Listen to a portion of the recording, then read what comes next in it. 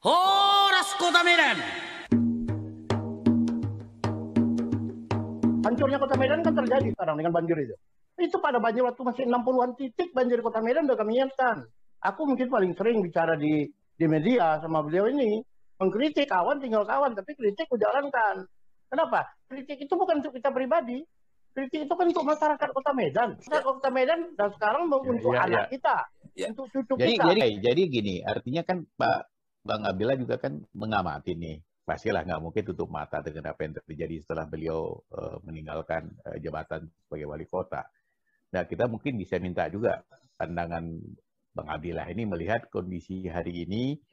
Ya mungkin pasti juga ada saran-saran yang membangun. Ya mudah-mudahan saja ini menjadi kontribusi ya untuk Jadi gini, kira-kira Abdillah begini, bersikap begini. Dia akan memberi saran dan masukan sebagai warga kota, bukan sebagai mantan wali kota. Dia pasti tahu skala prioritas mana yang harus dilakukan. Silakan lah. Bang, saya izin Bang. Tadi saya anggapi itu saudara saya, motivator saya itu si Jaya, Meludi. Jadi kontribusinya untuk membangun Kota Medan pada saat saya diamanahkan itu sangat besar. Sangat besar. Itu harus saya sampaikan di sini. Dan saya berharap wali kota sekarang, Nanda Bobi ya, kalau bisa nanti berkonsultasi, sebab beliau pakar lingkungan dan menghayati ilmunya. Itu kesan saya terhadap beliau untuk Jaya. Jaya, di sini aku menyampaikan terima kasih sama Jaya. Kira-kira kita mau tahu juga gimana sih sebenarnya pandangan Bang Abdillah terhadap itu gitu. Skala prioritas saja lah, apa yang harus dilakukan Bobi pada bulan-bulan pertama atau 100 hari pertama. Begini Bang, saya tidak sependapat dengan 100 hari. Okay. Ya. Kenapa? 100 hari ini itu tidak bisa, masih melihat, mendengar, lihat, dengar, pikir, baru berbuat ya. Lihat, dengar, pikir, rasa, dan berbuat, bertindak. Jadi 100 hari itu Adinda Bobi ini masih melihat, mendengar, merasa, belum melakukan perbuatan. Setelah itu baru dia menyusun nanti. Tapi saya punya keyakinan, saya beberapa kali bertemu dengan beliau. Semangat beliau untuk membangun kota ini cukup tinggi. Satu wilayah utara, Medan Utara mungkin Jaya tahu itu kan. Ya. Kalau kita bilang wilayah utara itu kasihanlah hancur-hancuran lah di situ. 4 kecamatan Marelan, Medan Deli, Labuan sama Medan Belawan. Kecamatan Medan Belawan. Ini harus menjadi perhatian khusus bagi Bobi. Tapi saya lihat dia punya komitmen ke sana. Dan saya berbicara sama beliau, dia mau betul-betul bekerja dalam waktu singkat ya, mungkin 2 tahun ini mungkin infrastruktur dan lain-lain itu akan dia selesaikan. Dan saya yakin itu dengan semangatnya yang ada pada beliau lah ya.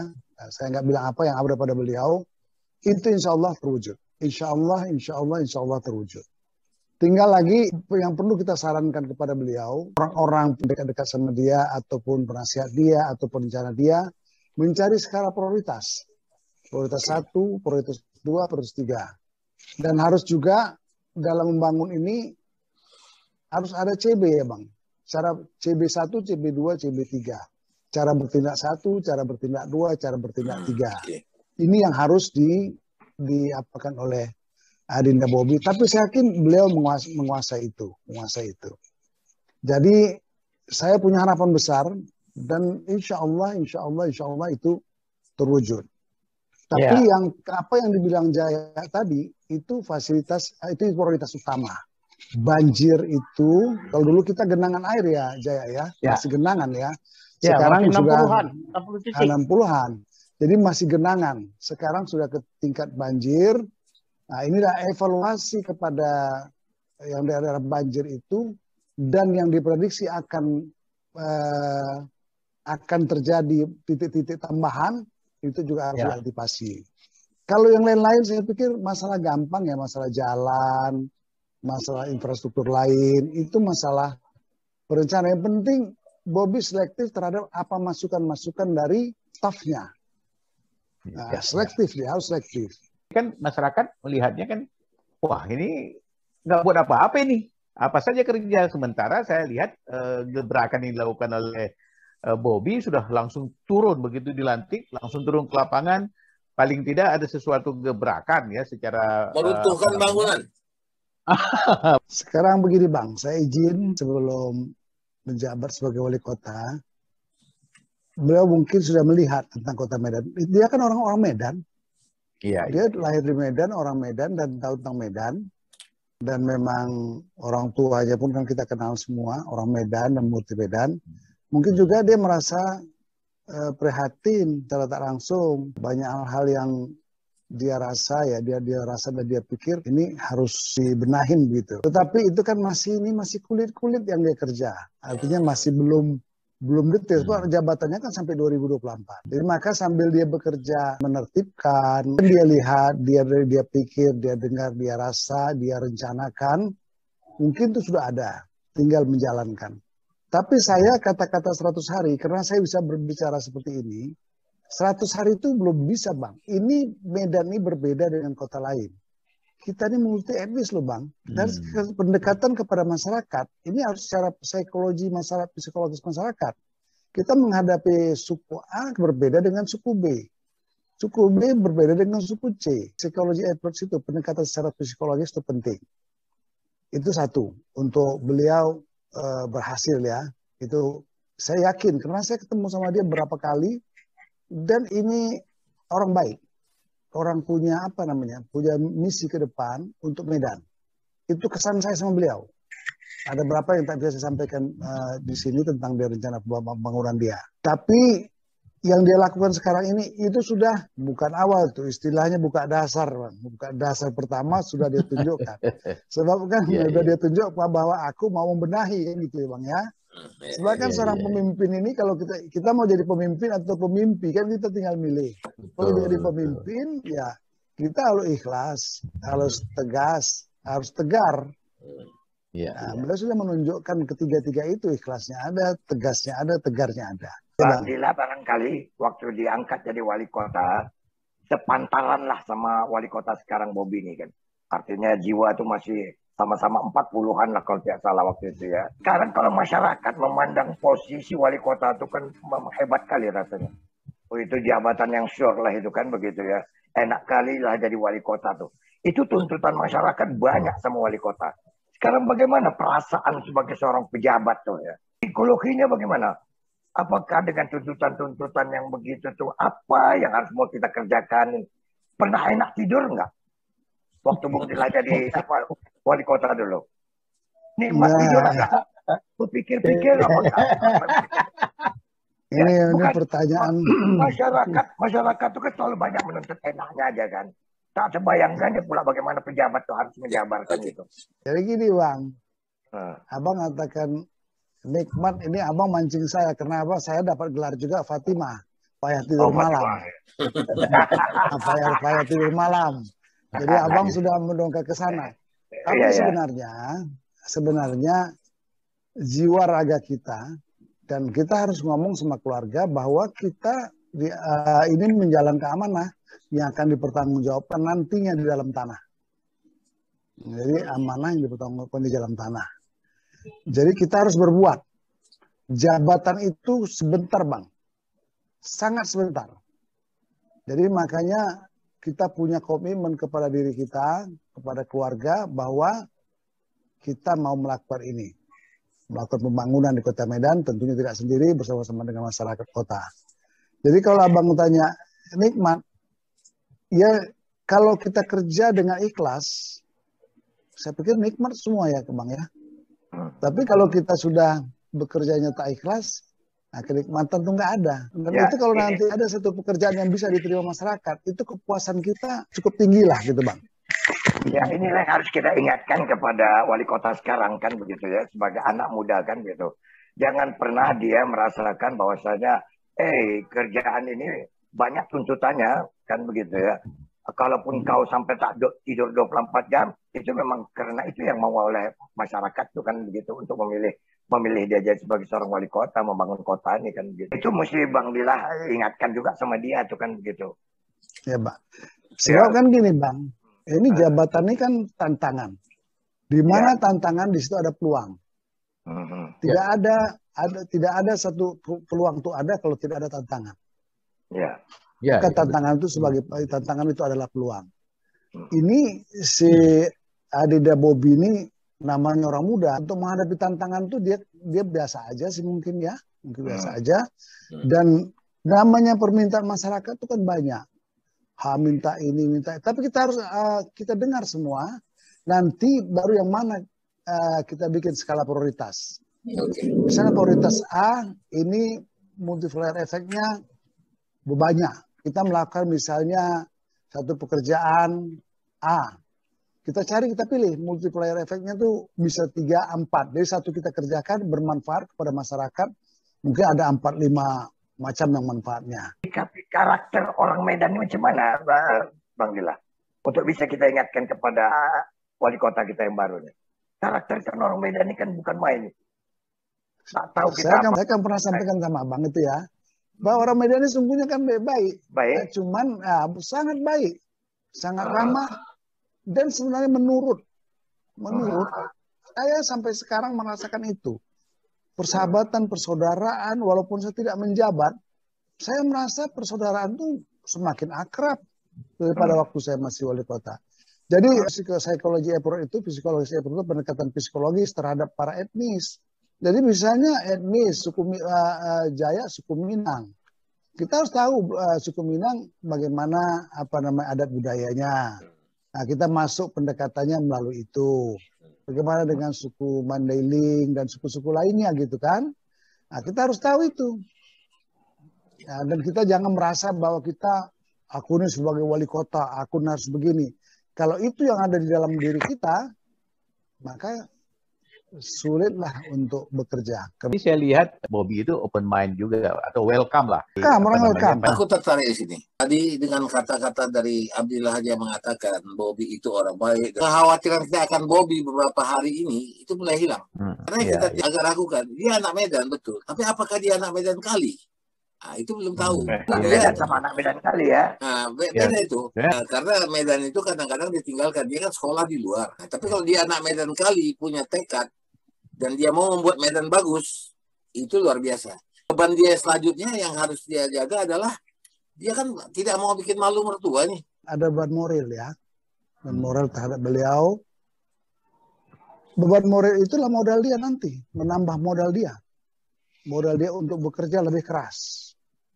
Sebab yang beliau ada membawa nama besar, bawa nama besar, dan itu jadi beban moral dia, pendorong dia untuk membangun kota ini dengan baik. Satu. Yang kedua, kalau kata Abang tadi ada pembisik-pembisik ataupun apa, itu secara alami itu akan hilang satu-satu itu Bang. Akan jatuh satu-satu. Saya yakin itu. Sebab namanya baru pertama pasti. Tapi kan kembali lagi seperti saya lihat tadi, dia kan melihat, mendengar, merasa, baru bertindak apa yang harus dia lakukan. Itu pasti dia lakukan. Saya pernah berapa kali berbicara sama beliau, ketemu dengan beliau. Beliau memang komitmen beliau untuk membangun kota Medan ini sangat besar. Dan saya yakin anggaran pusat pun itu nanti untuk Medan mungkin beliau bisa berusaha dengan baik. Sehingga Medan ini udah di samping APBD. Sebab mengharapkan APBD saja juga tak mampu untuk membangun kota Medan secara cepat gitu kan. Tapi dengan bantuan pusat, dana pusat, insya Allah, mudah-mudahan apa yang kita inginkan bisa terwujud, insya Allah. Ya, ini aku tambahkan sedikit. Hati-hati juga dengan pusat. Ada beberapa proyek pusat itu ternyata tidak memberikan nilai positif bagi kota Medan. Contoh BMUDP itu ternyata di dalam perencanaan tahun 2018 kemarin itu tidak masuk dalam perhitungan itu proyek. Kemudian kanal juga tidak termasuk, normalisasi Belawan juga tidak termasuk, normalisasi Sungai Deli. Ini ada lagi normalisasi Belawan. Itu adalah proyek yang didatangkan ke Medan karena cari uang dari Medan. Nah, itu yang harus dijaga oleh Bobby. Jangan sempat nanti proyek itu merusak Medan, kami udah bantu kok. Disitulah mungkin jalur kedekatan dia dengan mertuanya itu menentukan proyek seperti ini jangan dikasihlah ke Medan. Jadi biar sedikit proyek tapi ada bermanfaat bagi orang Medan. Itu yang kita harapkan. Betul. Pendapat Jai, ini Ya. tanggung jawab Jaya ini, tanggung jawab Jaya ini. Ya tanggung jawab kita semua lah. Pertama Jaya karena pakar lingkungan yang peduli. Banyak pakar lingkungan yang semua apa, cuman Jaya ini punya perhatian dan ngotot. Ya. Dia ada tambahannya. Saya kenal. Dia ada tambahannya. Dia pakar lingkungan tetangga. Gitu. Oh tidak, Bang. Saya kenal beliau, Bang. Ini pejuang dan petarung ini, Bang. Iya. Pejuang dan petarung. Nah, Iya, makanya iya, wali iya. kota pun harus jadi pejuang dan petarung kan. Nah, itu. Itu yang membuat kami prihatin sekarang. Karena kami anggap dia itu pahlawan kami. Kan? Pas sedih kita kemarin dia bilang, sampai sekarang dia belum kenal sama Bobby katanya. Nah, kan kasihan. Bukan kasihan sama dia, kasihan Bobby-nya nggak kenal sama dia. Iya. Ya, Iyalah. Bobby kan anak-anaknya kawan Idrus, itu yang jelas. Iyalah, itu kan antara anak kita lah, ya kan? Bapaknya kawan awak. Kalau semua Harapkan- jalan bagus, pembisik hilang. Jadi Atmadi pun gak sibuk kali mengkritik terus. Iya. Sebenarnya Oke. memuji masyarakat tuh, memuji wali kota atau memaki wali kota tuh cukup lihat di jalanan aja infrastruktur. Berlubang-lubang dimakinya lah wali kota tuh.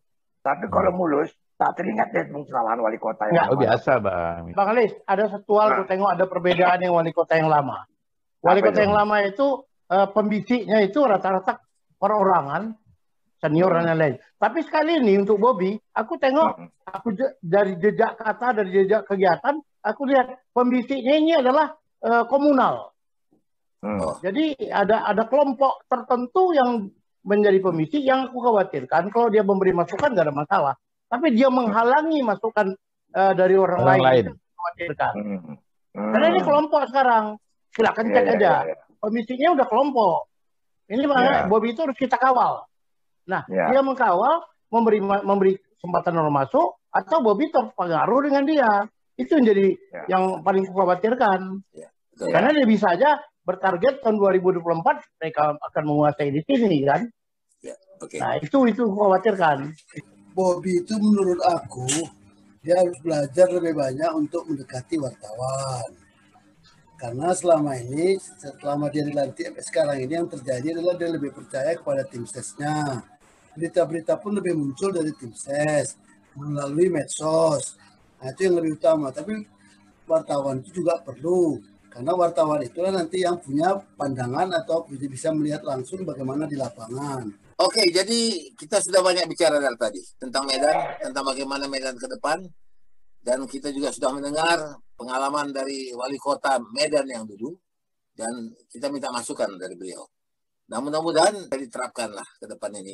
Banyak harapan kita itu kepada Bobby karena kata Jaya, kita cinta Medan. Kita kasihan dengan Medan dan kita ingin Medan itu bagus. Kita akan lanjut lagi di lain waktu. Mudah-mudahan Pak Abdillah bisa bersama-sama kami pada lain waktu sehingga kita bisa lebih detail membicarakannya. Karena Medan ini tak bisa hanya satu kali bicara. Itu harus bicara berulang-ulang terus, harus ditekan baru bisa maju. Itu menurut saya. Tapi nggak apa-apa, kita stop sampai di sini. Kita jumpa pada lain kesempatan. Assalamualaikum warahmatullahi wabarakatuh. Waalaikumsalam warahmatullahi wabarakatuh.